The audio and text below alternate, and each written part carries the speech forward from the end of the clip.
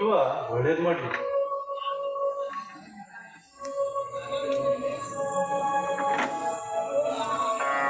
ಯಾರಪ್ಪ ನೀವೆಲ್ಲ? ಯಪ್ಪ, ನನ್ನ ಸಿಂಧೂರ್ ಲಕ್ಷ್ಮಣ ಅಂತ. ಸಿಂಧೂರ್ ಲಕ್ಷ್ಮಣ? ಹೌದು. ಗಂಡುಗಲಿ ಬೇಡರ ಬಂಟ. ಯಾರಪ್ಪ ದೂರೇಕೆ ನಿಂತೆ? ಕಾಣ್ತೀವಿ. ಶಿವನಿಚ್ಛೆ ಶಿವ ಸಂಕಲ್ಪ ಎಂದೂ ಸುಳ್ಳಾಗಲ್ಲ.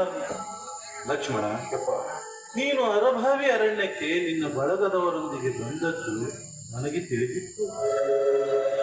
ನಿನ್ನ ನೋಡಬೇಕು, ತುಂಬಿ ಹರಿಸ್ಬೇಕು ಅಂತ ನನ್ನ ಮನಸ್ಸು ಆತುರಿತಿತ್ತ. ಇಂದು ಬಂದೇನಪ್ಪ. ಯಪ್ಪ, ತಮ್ಮ ದರ್ಶನಕ್ಕಾಗಿ, ತಮ್ಮ ಆಶೀರ್ವಾದಕ್ಕಾಗಿ ನನ್ನ ಮನ ಚಡಪಡಿಸ್ತಿತ್ತು. ಆದ್ರೆ ನನ್ನ ಹಿಡಿಯಕ ಸರ್ಕಾರದವರು, ಸಂಸ್ಥಾನಿಕರು ಬೆನ್ನತ್ತಾರೆ. ಅದಕ್ಕೆ ತಮ್ಮ ದರ್ಶನ ಪಡೆಯಕ ದಿನ ಕಳೆದ.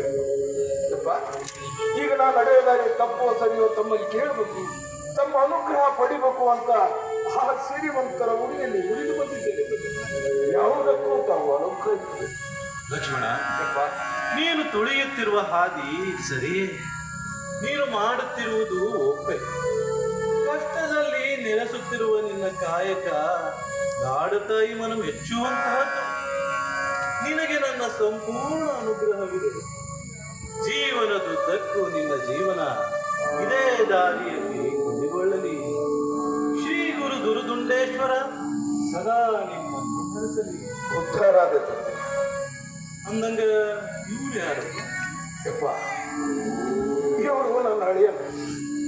ಇವ ನನ್ನ ಹಿರಿಯ ಅಳಿಯ. ನೋಡಾಕ್ ಹಿಂಕೊಂಡ್ರು ತನ್ನ ಎರಡೂ ಪಕ್ಕಡೆಗೂ ಒಂದೊಂದು ಬೂದಿ ಕೀಲ ಇಟ್ಕೊಂಡು ಹುಳಿ ಜಿಗದಂಗೆ ಎರಡೆರಡು ಕಡಿ ಜಿಗಿತೇನಪ್ಪ. ಇನ್ನಿವ ನನ್ನ ಎರಡನೇ ಅಳಿಯ ಸಾಮ. ಬಂದೂಕಿದ್ದು 106 ಜನ ಒಮ್ಮೆಲೆ ಮೈ ಮೇಲೆ ಬಂದ್ರು ಹೆದರೋದಿಲ್ಲಪ್ಪ. ಇನ್ನಿವ ನನ್ನ 3ನೇ ಅಳಿಯ ಗೋಪಾಲಿ. ಓಡೋದ್ರಾಗ, ಗೋಡೆ ಗುಡ್ಡ ಹತ್ತೋದ್ರಾಗ ಎತ್ತಿದ ಕೈ.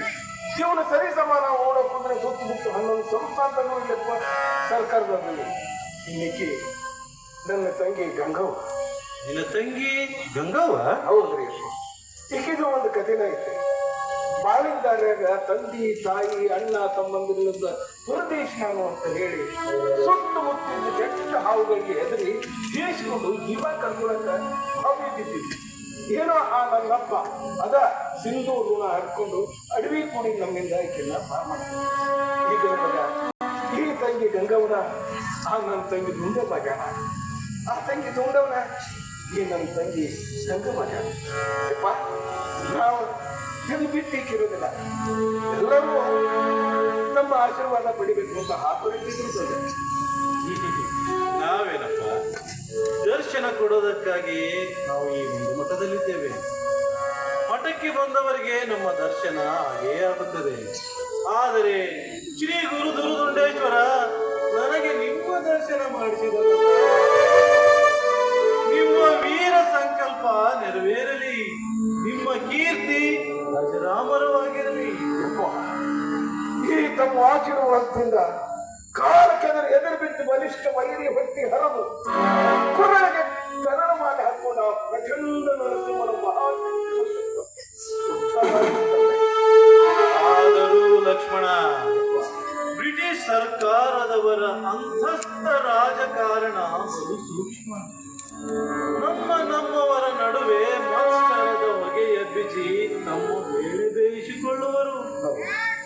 ಅಷ್ಟಾಗಿ ನೀನು ಯಾರನ್ನೂ ನಂಬಬೇಡ. ನಿನಗೆ ಅನ್ನವಿಟ್ಟು ಮೋಸ ಮಾಡಬಹುದು. ನಿನಗೆ ನಿನ್ನವರೇ ಗುಂಡಿಕ್ಕಬಹುದು.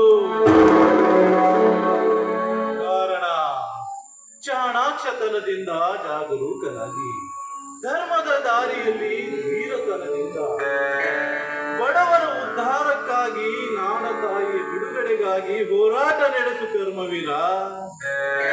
ಗುರಿ ತಪ್ಪದೆಂದಿಗೂ ಜಯವು ನಿನಗೆ ಕಟ್ಟಿಟ್ಟ ಬುತ್ತಿ. ಬರೆಯಪ್ಪ, ಎಲ್ಲರೂ ಪ್ರಸಾದ ಸ್ವೀಕರಿಸಿ ಆಮೇಲೆ ಇವತ್ತು ರಾತ್ರಿ ಇಲ್ಲೇ ಇದ್ದು ಬೆಳಿಗ್ಗೆ ಹೋಗಿವ್ರಂತೆ.